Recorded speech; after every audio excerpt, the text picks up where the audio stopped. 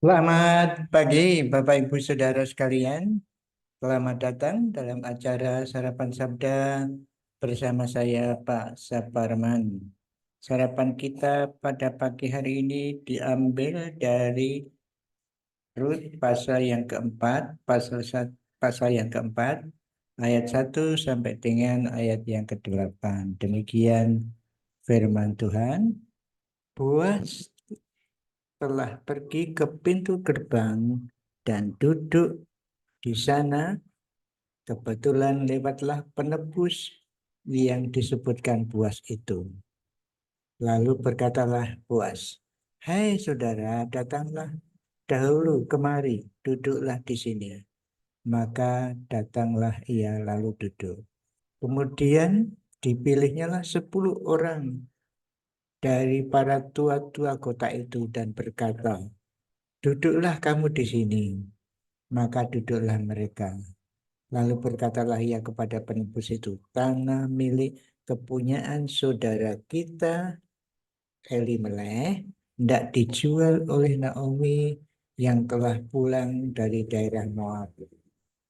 Jadi pikirku, baik juga hal itu kusampaikan kepadamu sebagai berikut.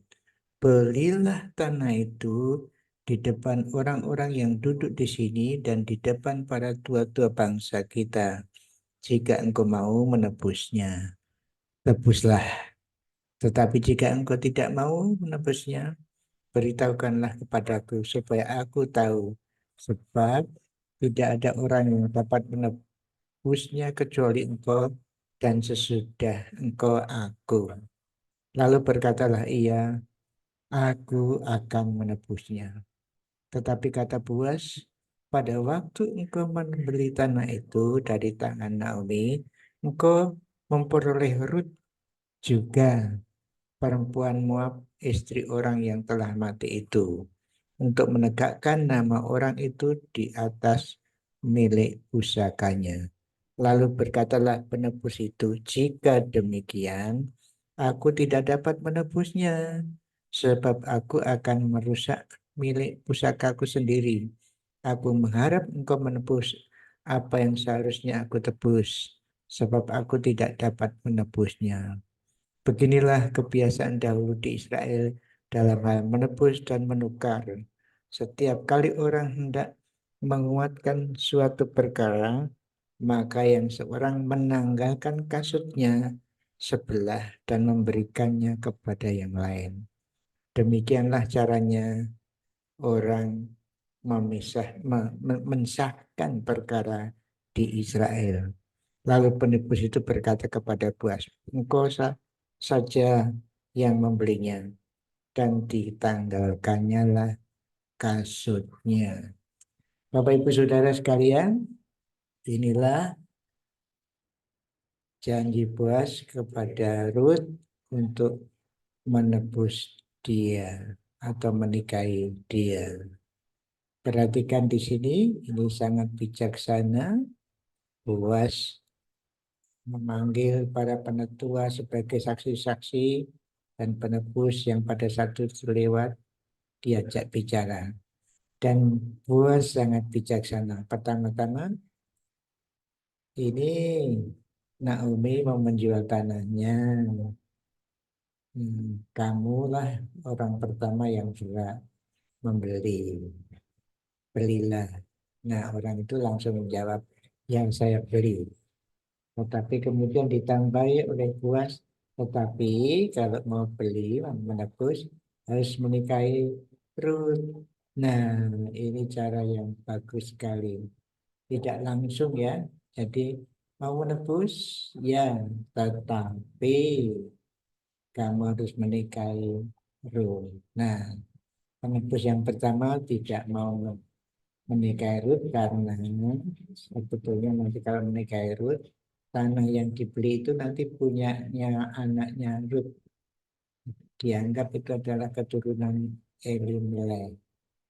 Jadi tidak jadi beli, tidak jadi mau membeli tanah itu dan menikahi Rut. Dari satu sisi hukumnya begitu, tetapi dari sisi lain itulah kebijakan puas, menawarkan dulu tanpa memberitahu harus menikahi Ruth, kemudian baru sesudah ya diberitahu. Inilah cara yang bijaksana. Jadi orang ini tentu saja tidak mau ya, sudah nanti beli tanah tapi bukan miliknya karena milik keturunan Ruth nanti. Itulah cara bijaksana Boas. Yang dikatakan di situ pada waktu itu kalau ada transaksi harus tanda tangan, kalau sekarang memakai meterai begitu, tapi dia menukarkan sandalnya. Dengan demikian Boas benar-benar seperti yang diharapkan oleh Naomi. Orang ini tidak akan berhenti mengusahakan pada hari ini juga masalahnya. Dan masalahnya selesai pada hari itu. Luar biasa puas ini Bapak Ibu Saudara sekalian. Orang yang tidak menunda-nunda pekerjaan. Nah ini mungkin hal yang sulit bagi saya ini. Tapi mungkin bagi Bapak Ibu.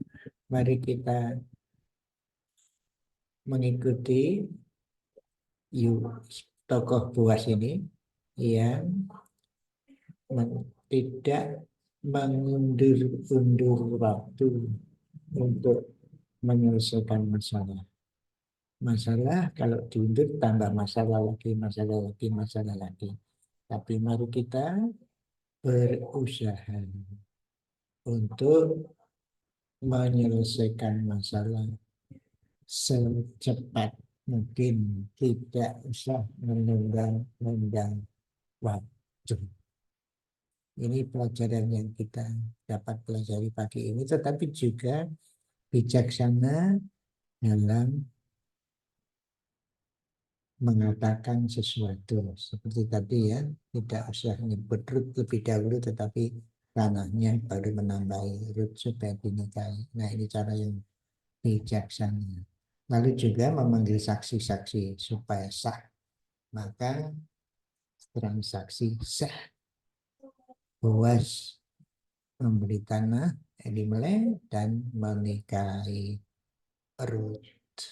Inilah kisah kasih yang luar biasa yang mengikuti adat waktu itu dan adat yang telah tertulis dalam kitab Torah. Artinya segala yang diusahakan Boas itu sesuai dengan firman-Nya. Dan inilah kemahakuasaan Tuhan bagi keluarga Naomi. Pergi ke tanah Moab, ke daerah orang tidak mengenal Allah, keluarganya mati semua, Tuhan memberikan Ruth menjadi percaya kepada Yahweh. Bukankah ini kemahakuasaan Tuhan? Tuhan telah berkarya di tengah-tengah kesalahan umatnya. Jadi Bapak Ibu Saudara, Allah bekerja di tengah-tengah kita, dan saya berharap kita semua di tengah-tengah kita merasakan tindakan kemahakuasaan Tuhan di dalam hidup kita, sehingga hal-hal yang mungkin kita melakukan kekeliruan, Tuhan tetap mengasihi kita dan terus mengerjakan karyanya di dalam rencananya untuk hidup kita masing-masing. Mari kita bersyukur dan mohon kepada Tuhan untuk bisa berlaku bijaksana seperti Boas dan tidak menunda-nunda waktu untuk menyelesaikan masalah. Tuhan, kami bersyukur untuk kehidupan hamba-Mu Boas yang memberi contoh kepada kami supaya tidak menunda-nunda waktu dan berhikmat dalam membicarakan suatu masalah, dalam penyelesaian masalah. Berilah kami hati yang bijaksana, hati yang bekerja tanpa menunda waktu. Kami bersyukur atas ini semua, bukan saja tidak menunda waktu dan juga bijaksana, tetapi yang dilakukan adalah mengikuti firman Allah. Ya Tuhan, yang penting bagi hidup kami, biarlah hari ini kami bisa bijaksana, bisa tidak menunda waktu, menyelesaikan masalah, tetapi juga sadar cara menyelesaikan, cara kami bertindak menurut kebenaran firman. Terima kasih Tuhan, dalam nama Tuhan Yesus Kristus kami berdoa. Amin. Selamat berkarya Bapak Ibu Saudara sekalian. Tuhan Yesus memberkati Bapak Ibu Saudara dan saya. Amin.